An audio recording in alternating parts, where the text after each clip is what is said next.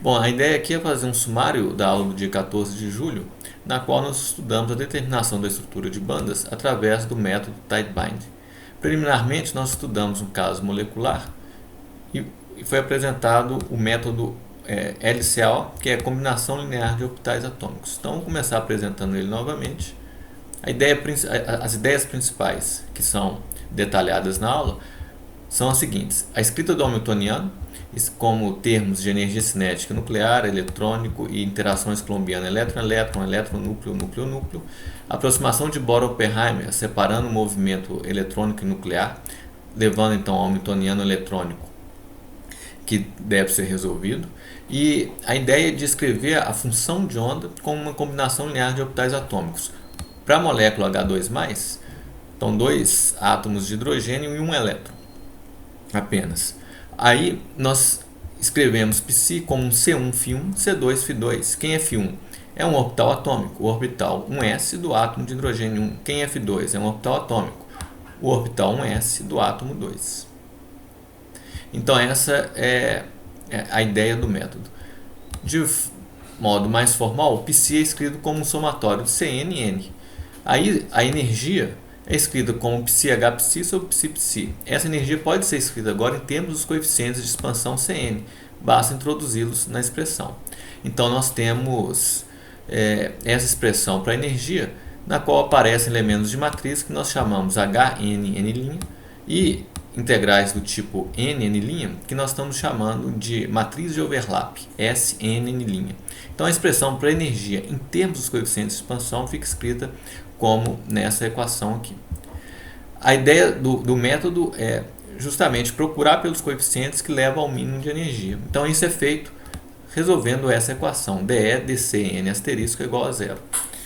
Isso vai nos levar a uma equação chamada equação secular, que determina as energias e os autovetores. Bom, trocando em miúdos, eu não vou parar nas contas que nós já fizemos na aula, mas esse é o resultado da derivada da energia em relação aos coeficientes de expansão. Essa equação ela pode ser escrita de forma mais simples, multiplicando pelo denominador do primeiro termo, toda ela, e aí reconhecendo a energia no segundo termo. Colocando em evidência o Cn', a gente fica com uma equação para resolver na forma de uma matriz, que pode ser escrita como H menos ES vezes C igual a zero. C é a matriz dos coeficientes escritos como um vetor coluna. H vai ser a matriz do Hamiltoniano, S a matriz de overlap. Para que esse sistema tenha soluções diferentes da trivial, nós temos que impor que o determinante de H menos ES seja igual a zero. Abrindo essas matrizes, nós temos H1 menos ES é S1, etc., igual a zero. Aqui entra um ponto importante do método Tight-Binding, que é a parametrização. Nós temos que conhecer de antemão os elementos de matriz todos. Isso significa que nós temos que ter uma parametrização para resolver o problema. Aqui é um exemplo de parametrização. Estou chamando H1 e H22 de alfa, H12 de beta, S1 e S22 de 1. Quer dizer, as funções estão inicialmente normalizadas, Φ1 e Φ2. E a matriz o overlap entre as funções Φ1 e Φ2 eu estou chamando de S. Logo eu fico com uma matriz, um determinante para resolver, alfa menos E, beta menos ES, beta menos ES, alfa menos E, igual a zero. Isso é uma equação de segundo grau para E. Eu resolvo achando duas energias, um é mais e um é menos. Isso resolve meu problema molecular, porque eu fico assim, é como se eu tivesse começado com estados alfa, que são as energias dos átomos isolados. E aí, quando eu formo a ligação da molécula H2+, eu tenho dois autovalores. Um vai diminuir a energia e vai ter coeficientes dos autovetores que vão ser C1 igual a C2. Esse é um estado que eu vou chamar de ligante. Vai ter uma energia mais alta, que é o E-, com o autovetor dado por um C1 igual a menos C2. Esse estado introduz um plano nodal entre os núcleos, o que leva ao nome antiligante. Então assim eu resolvo o problema de achar as energias, E mais e E menos, e os estados Psi mais e Psi menos, através do método LCO.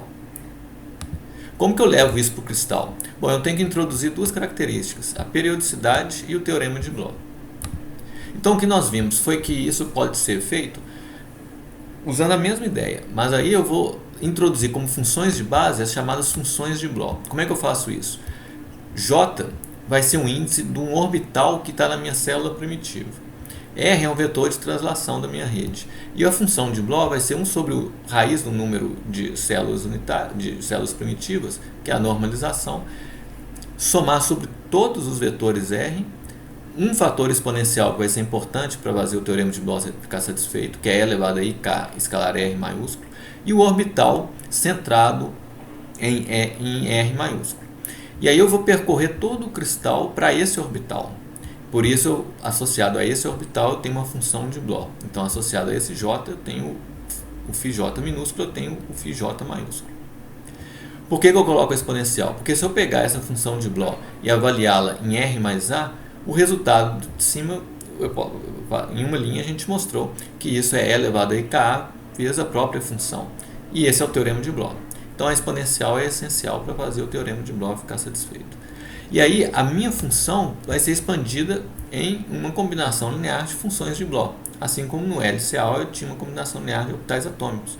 A diferença agora é só que os orbitais atômicos são repetidos em todo o cristal através do somatório em R e carregam o fator exponencial que os fazem satisfazer o teorema de Bloch.